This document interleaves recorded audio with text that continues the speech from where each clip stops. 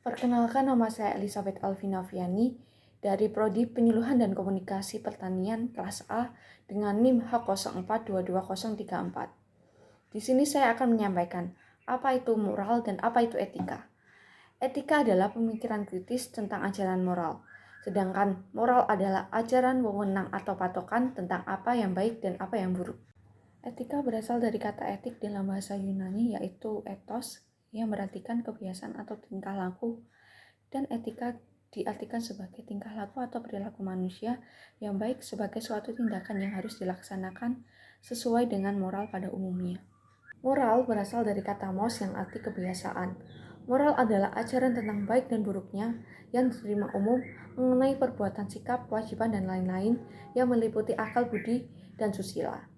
Antara etika dan moral mempunyai hubungan yang sangat erat, karena antara etika dan moral memiliki objek yang sama, yaitu sama-sama membahas tentang perbuatan manusia untuk menentukan baik dan buruknya suatu perbuatan. Berikut adalah contoh pelanggaran moral dan etika di masyarakat dalam kehidupan sehari-hari yang sering kita temui di sebuah berita. Berita pertama adalah kasus bullying. Kasus bullying kembali viral di media sosial. Kini dilakukan oleh sesama siswa di SDN 159 Oku, Kabupaten Ogan, Komering Ulu, Sumatera Selatan. Kasus bullying tersebut pertama kali diungkap oleh seorang pengguna Facebook pada Jumat 18 November 2022. Pengguna Facebook tersebut membagikan beberapa video berisi tindakan bullying yang dilakukan segerombolan siswa terhadap satu siswa perempuan. Seorang siswa perempuan yang mengenakan kerudung nampak mengguyur korban dengan minuman yang dibungkus plastik. Kemudian ada pula video yang menunjukkan seorang siswa laki-laki melompati anak perempuan tersebut. PLT Kepala Dinas Pendidikan Oku menegaskan, pihaknya akan mengusulkan kepada PJ Bupati Oku untuk mencopot Kepala Sekolah Dasar SD 159 Oku dan memutasi seluruh Dewan Guru. Kadin Pendidikan Oku juga menyatakan menyanggupi permintaan konseling atau pemulihan psikologis korban yang dikhawatirkan mengalami luka batin setelah mendapatkan perlakuan buruk dari 9 teman satu sekolahnya. Untuk permintaan pemulihan psikologis ini akan dipenuhi dan akan dibuatkan pernyataan secara tertulis. Sementara itu, pihak keluarga korban menyatakan bersedia tidak melanjuti kasus ini karena hukum dengan syarat pihak keluarga memenuhi permintaan pemulihan psikologis dan pelaku diberikan juga sanksi sosial yang mendidik ada efek jera. Di kalangan pelajar dan mahasiswa, kerusakan moral sedang marak terjadi. Perilaku menyimpang etika, moral, dan hukum dari yang ringan sampai yang berat seringkali mereka perlihatkan. Salah satu contohnya pada saat ini dan sering kita jumpai adalah tindakan kekerasan atau bullying. Perilaku negatif ini menunjukkan kerapuhan karakter di lembaga pendidikan di samping karena kondisi lingkungan yang tidak mendukung. Bullying adalah salah satu bentuk kekerasan anak yang dilakukan oleh teman sebaya kepada seseorang yang lebih rendah atau lebih lemah untuk mendapatkan keuntungan atau kepuasan tertentu. Guna menanggulangi permasalahan tersebut, pendidikan karakter merupakan salah satu cara atau sarana untuk memperbaiki moral siswa khususnya di sekolah dasar. Disinilah peran pendidik sangat diperlukan untuk mengajarkan dan menerapkan pendidikan karakter kepada peserta didik. Kita sebagai mahasiswa juga memiliki peran penting untuk mengatasi tindakan bullying yang menyebar di masyarakat dengan cara yang pertama memberikan edukasi kepada masyarakat dari dampak buruk dan sikap yang tepat untuk mengatasi tindakan bullying. Yang kedua, mengembangkan budaya meminta atau tolong dan memberi maaf kepada siapa saja.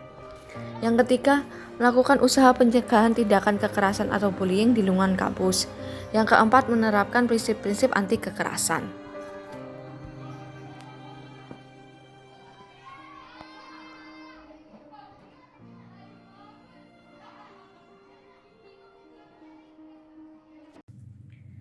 Berita yang kedua adalah pemobil di Palu buang sampah sembarangan dan diberi denda sebesar 1 juta rupiah. Seorang pengendara mobil di kota Palu, Sulawesi Tengah, dijatuhi denda sebesar 1 juta lantaran kedapatan membuang sampah sembarangan. Aksi pengendara itu terekam kamera warga dan viral. Pengendara yang buang sampah sembarangan itu sudah didenda uang sebesar 1 juta dan uangnya diberikan serta disetorkan ke kas daerah. Kejadian itu bermula dari postingan seorang warga di Facebook sekitar pukul 8 WITA pada Sabtu 2 Juli 2022. Rekaman memperlihatkan sampah dibuang dari mobil saat hendak melewati jembatan Tawali. Dari informasi itu, Wali Kota Palu kemudian memerintahkan untuk mengusut siapa pelaku yang membuang sampah sembarangan itu untuk diberi sanksi tegas berupa denda. Setelah berkoordinasi dengan pihak Samsat, Pol PP kemudian menemui pemilik kendaraan. Dari hasil integrasi, mobil tersebut dipinjam oleh rekannya yang merupakan warga dari Parigi Motong atau Parimo. Kita sebagai mahasiswa juga memiliki peran penting untuk peduli terhadap lingkungan sekitar dan buang sampah pada tempatnya serta menjaga kebersihan lingkungan. Dengan lingkungan yang bersih, maka akan menjadi sehat serta dapat beraktivitas dengan suasana yang menyenangkan dan juga nyaman. Berita ketiga adalah kasus pelanggaran etika yang sering banyak terjadi di lingkungan kampus atau sebagai mahasiswa, yaitu kasus plagiarisme. Kasus berita yang diambil adalah kasus plagiat Fathur Rahmat mencuat, Rektor UNES dan UGM bersengkongkol.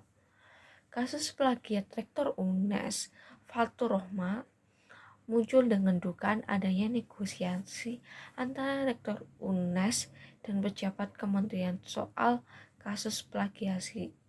Perilaku plagiarisme dalam dunia akademik di Indonesia bukanlah fenomena yang baru. Dunia pendidik tinggi di Indonesia telah cukup lama dicemari oleh gurita praktik penjiplakan. Ada beberapa faktor yang menyebabkan timbulnya plagiarisme. Yang pertama, mengambil ide orang lain, kemudian mengakui hal tersebut sebagai karya atau buah dari pemikiran mereka sendiri. Yang kedua, mengambil tulisan orang lain, kemudian memparafrasekan tulisan orang lain tersebut dengan kalimat sendiri, walaupun ide atau batang tubuh tulisan tidak berubah. Yang ketiga, mengambil teks secara keseluruhan, selanjutnya tulisan tersebut ditulis kembali tanpa adanya tambahan apapun dari mahasiswa. Kita sebagai mahasiswa juga memiliki peran penting untuk menghentikan atau mengurangi tindakan plagiarisme dengan meningkatkan budaya membaca untuk menemukan banyak referensi dan menemukan pola tulisan yang tepat tanpa melakukan plagiarisme. Yang kedua, meningkatkan integritas dalam melakukan kegiatan apapun, khususnya dalam penyusunan laporan.